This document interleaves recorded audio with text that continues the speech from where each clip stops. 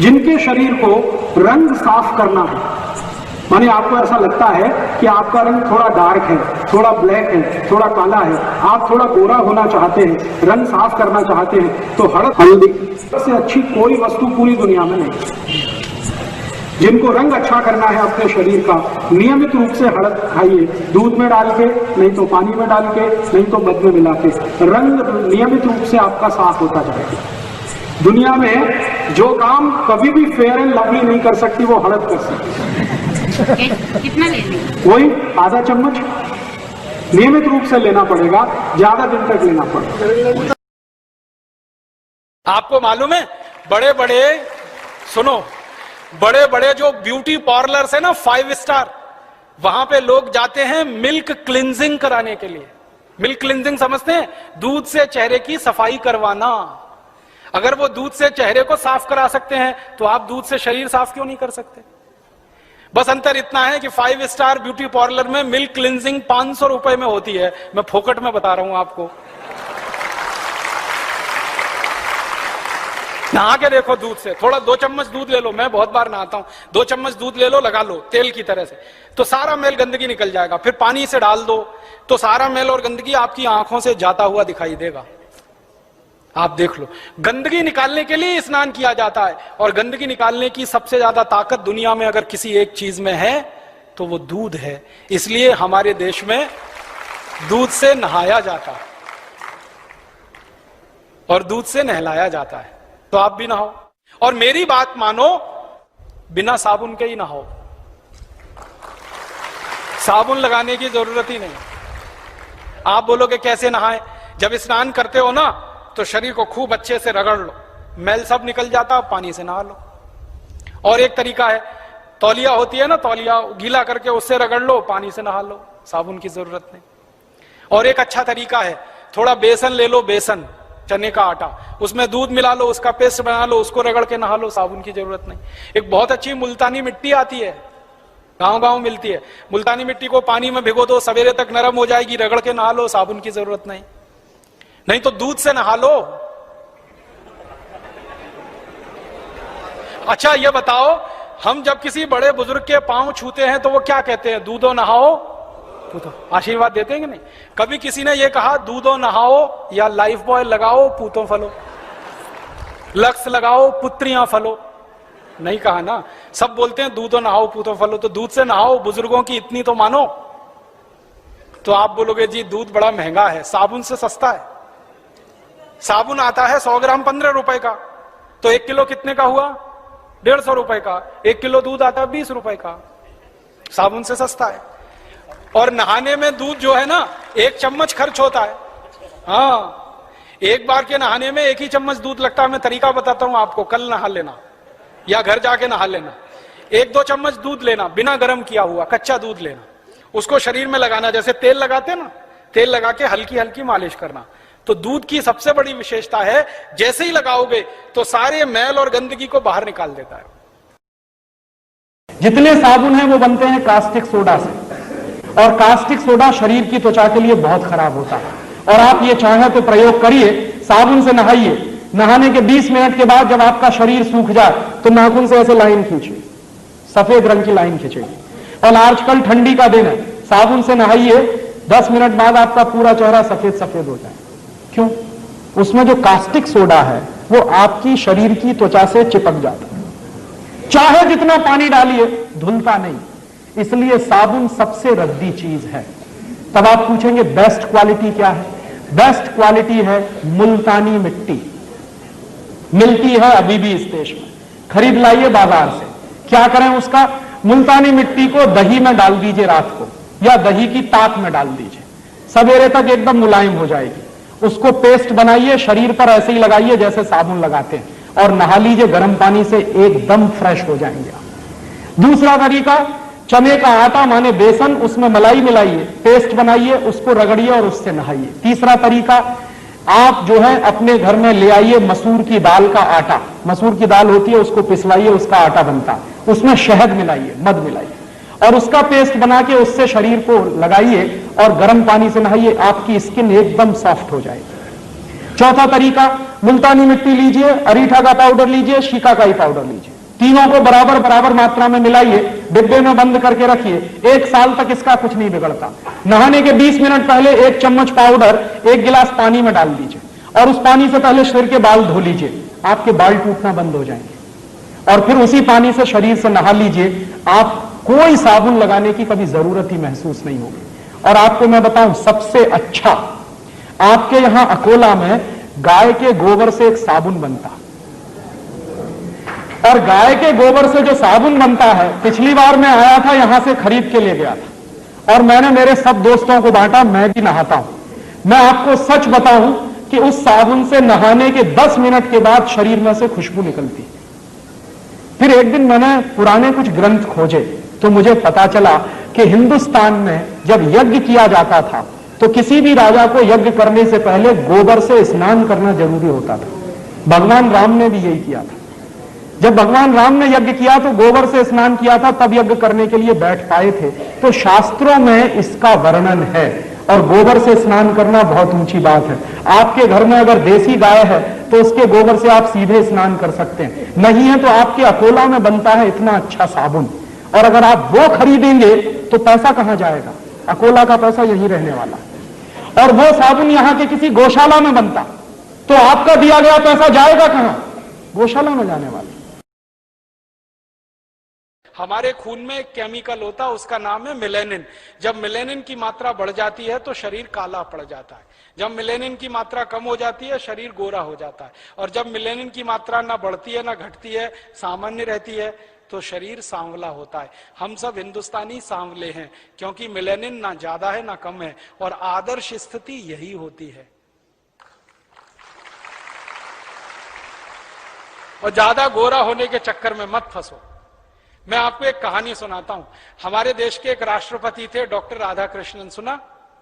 जब वो राष्ट्रपति बनने के बाद पहली बार लंदन गए तो अंग्रेज पत्रकारों ने उनको चिढ़ाने के लिए एक सवाल पूछ लिया। सवाल क्या पूछा? डॉक्टर राधाकृष्णन से पूछा गया लंदन प्रेस कॉन्फ्रेंस में कि आप हिंदुस्तानी लोग काले क्यों होते हैं? राधाकृष्णन जी ने इतना सुंदर जवाब दिया, वो आप सबको देना। उन्होंने कहा हम हिंदुस्तानी काले नहीं होते, कुछ और होते हैं। तो उसने कहा क्या होते हैं? तो उन्होंने एक कहानी सुनाई। उन्होंने कहा भगवान ने रोटी बनाई, भगवान जी ने रोटी बनाई तो रोटी कच्ची रह गई, वो खाके तुम सब अंग्रेज पैदा हो गए। भगवान जी ने फिर एक रोटी बनाई और वो जल गई, उसको खाके ये सब अफ्रीकी पैदा हो गए। और फिर भगवान जी ने एक तीसरी रोटी बनाई जो ना कच्ची रही ना जली, बराबर सिकी, उसको खाकर हम हिंदुस्तानी पैदा हुए।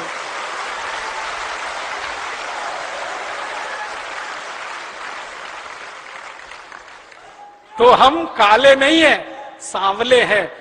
और मैं आपको बताऊं, विज्ञान ने यह स्वीकार कर लिया है आज कि सांवले रंग की त्वचा को कैंसर होने की संभावना सबसे कम होती है। कारण क्या है? खून में मेलेनिन की मात्रा सबसे परफेक्ट हमारी ही है। इसलिए अपने सांवले होने पे गर्व करो, इसको हीन भावना से मत देखो। और बार बार ध्यान करो कि शंकर जी सांवले, भगवान राम सांवले, श्री कृष्ण सांवले, तो हम गोरे होके करेंगे क्या? हम तो सांवले ही अच्छे हैं। और जब यह बात मन में बैठ जाए कि सांवले अच्छे हैं तो फेयर एंड लवली की जरूरत क्या फिर? क्योंकि वो तो गोरा बनाने वाली क्रीम है। हटाओ उसको, 1600 रुपए किलो की फालतू में। तो ये Fair and Lovely, Clear Silk, Clear Tone, इरेस्मे, किमामी, पॉन्ड्स, ये सब हटाओ घर में से। फिर आप बोलोगे जी कौन सी क्रीम लाएं? कोई मत लाओ, आप जैसे हो बहुत अच्छे हो। लगा नहीं है तो देसी गाय का घी चुपड़ लिया करो, सबसे अच्छा। हाँ, उससे अच्छी कोई चीज नहीं। और नहीं तो जैसे हैं वैसे अच्छे हैं। आप भी इस बात का ध्यान रखो कि दुनिया में किसी भी व्यक्ति के व्यक्तित्व की परीक्षा उसके शरीर के रंग से नहीं होती, उसके काम से होती है, उसके गुण से होती है, उसके स्वभाव से होती है। हर व्यक्ति का व्यक्तित्व नापा जाता है गुण, कर्म, स्वभाव से। वो इस बात से नहीं नापा जाता हाय कितना गोरा है, कोई नहीं कहता। अब कोई मर जाता है हमारे देश में तो उसके बारे में आपस में चर्चा करते हैं तो कहते कितना दयालु था, कितना देशभक्त था, कितना काम करता था समाज का। कभी ये सुना कोई कहता ओ क्या गोरा चिट्टा था, मर गया बेचारा? कोई नहीं कहता। त्वचा का रंग याद नहीं करते, गुण कर्म स्वभाव याद किए जाते हैं। तो गुण कर्म स्वभाव अपने अच्छे बनाओ, ये फेयर एंड लवली वगैरह की जरूरत नहीं। और माताओं बहनों को जरूर समझाओ ये बात, उनके दिमाग में ये बात लाओ।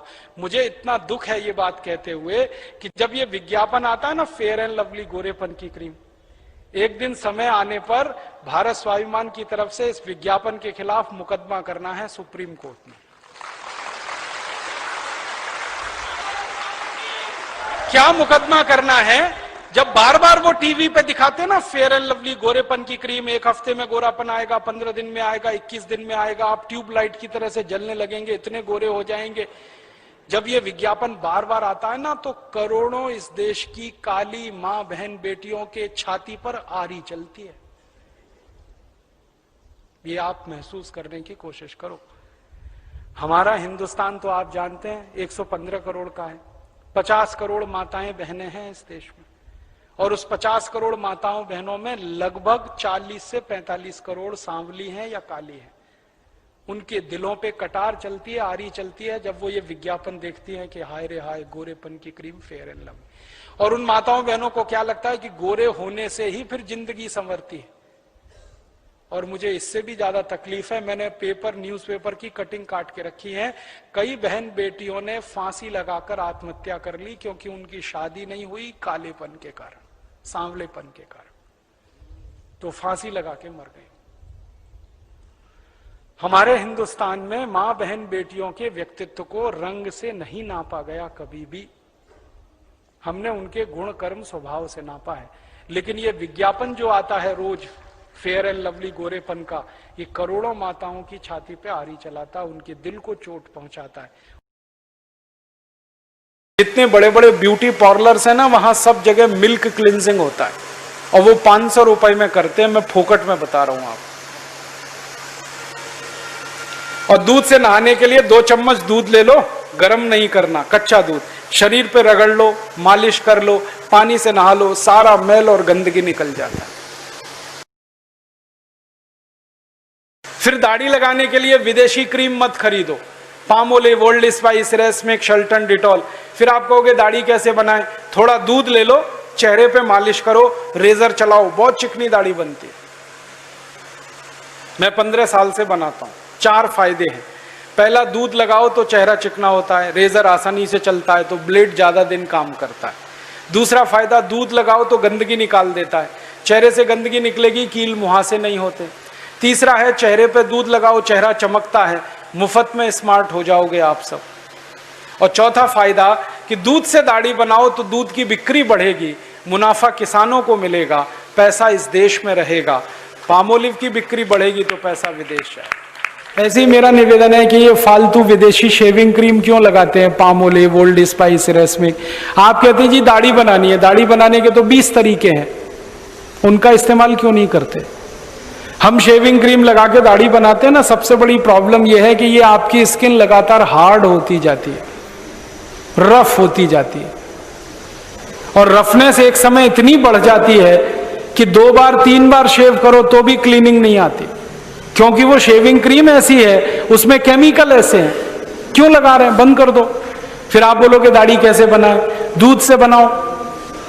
थोड़ा दूध ले लो, चेहरे पे मालिश करो, एकदम चिकनाहट आ जाएगी, फिर रेजर चलाओ, बहुत क्लीन शेप बनती है। दही ले लो, दही को लगाओ, फिर रेजर चलाओ, और भी अच्छी शेप बनती है। तेल ले लो, तेल, 1 बूंद तेल पानी में मिला के चेहरे पे लगाओ, फिर रेजर चलाओ, डीप कट होता है, बहुत क्लीन शेप होती है। दूध से दाढ़ी बनाए ना, बहुत मजा आएगा। क्यों? दूध जो है ना क्लिंजिंग एजेंट है। आपको मालूम है सारे ब्यूटी पार्लर्स में मिल्क क्लिंजिंग ही किया जाता है। आप रोज दूध से दाढ़ी बनाएंगे, सारी गंदगी निकल जाएगी, चेहरा चमकेगा, स्मार्ट हो जाओगे आप सब फोकट में। कल से ही शुरू करो। मैं तो बहुत समय से करता हूं, दूध से दाढ़ी बनाता हूं, आप भी करो। पैसे आपके बचेंगे, अल्टीमेटली देश के बचेंगे। देखिए, किसी भी देश की अर्थव्यवस्था में आमदनी बढ़ानी है तो खर्चे को घटाना सबसे आसान तरीका है। आप जितना खर्चा घटाएंगे आमदनी उतनी ही बढ़ जाएगी देश की। तो अपनी जिंदगी के छोटे छोटे खर्चे घटाओ, देश का बड़ा खर्चा अपने आप घट जाएगा। शेविंग क्रीम फालतू खर्च मत करो, दूध से दाढ़ी बना लो, दही से बना लो। और आपको तो मालूम है, हम दूध से शंकर भगवान को स्नान कराते हैं, तो दूध से दाढ़ी क्यों नहीं बना सकते।